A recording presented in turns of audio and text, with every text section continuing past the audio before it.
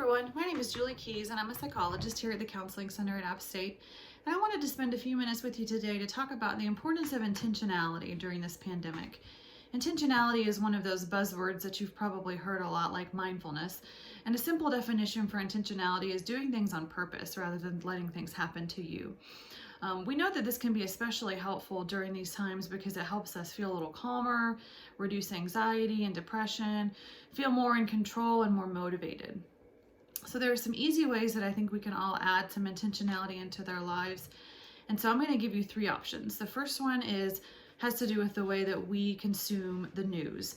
So we're probably all watching some news right now, which makes sense. But there's some research around the way people respond to a disaster. And one of the biggest factors on why people do worse than others is how much news they consume. And so there's really no need to watch 6 hours of news a day. If you've ever tried to do that, you've probably noticed they kind of talk about the same thing in just different ways. So the first way that we can be intentional about the news is to read, watch, or listen to just less in general.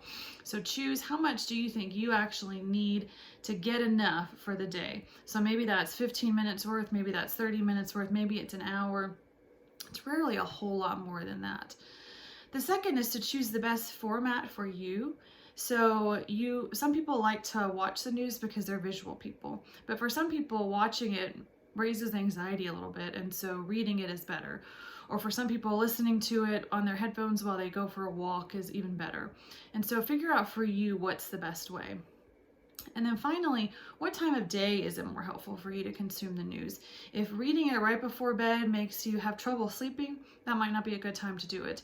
If reading it first thing in the morning feels better, maybe that is. So find the time of day that's best for you.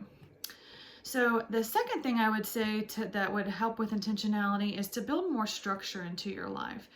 So you probably have less structure than you did when you were in classes in person, because you would have to go to class at certain times, maybe be a part of clubs, maybe go to the dining hall, those kind of things.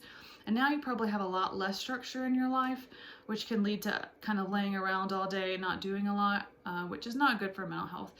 So I would suggest finding a way to record what you want to do. So I bought this fancy planner online. You don't have to buy a fancy planner, but you can. So it has things like how to do your day, but it also has like a fun coloring page and some journaling options. And this has been really helpful for me. So like I said, you don't necessarily need this. You could use a journal. You could type it on your phone notes, do it however it works for you. But start with a few things. First, pick a time to get up. Try to get up the same time each day. Make sure you take a shower each day and change clothes, even if it's changing from one pair of pajamas into another. No shame in that. Those are good pieces of structure. Other pieces of structure are if you don't have a certain time you have to watch your class, pick a certain time to watch the class so you kind of know what to depend on each day.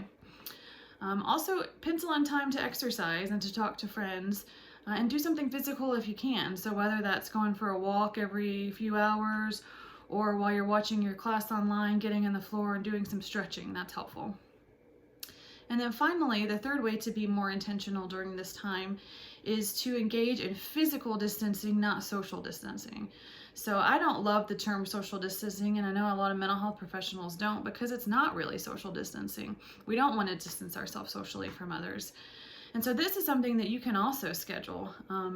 I know plenty of us spend a lot of time texting and on social media, and there's definitely nothing wrong with that, but we really need face-to-face time as well. And so I would suggest scheduling time to Skype or Zoom, or do Netflix party and watch a movie with somebody, or do house party and play games with somebody. It doesn't really matter how you do it, as long as you can get some face-to-face time in with people who you care about and who care about you. So I hope that you found at least one or two things that might be helpful for you and that you might try to implement in this video. I'd like to invite you to follow us on Instagram at App State Counseling, or on YouTube. If you search App State Counseling Center, you'll find us there too. And we try to post short videos every few days so that you have some tips during this hard time. I've enjoyed spending some time with you today. Bye-bye.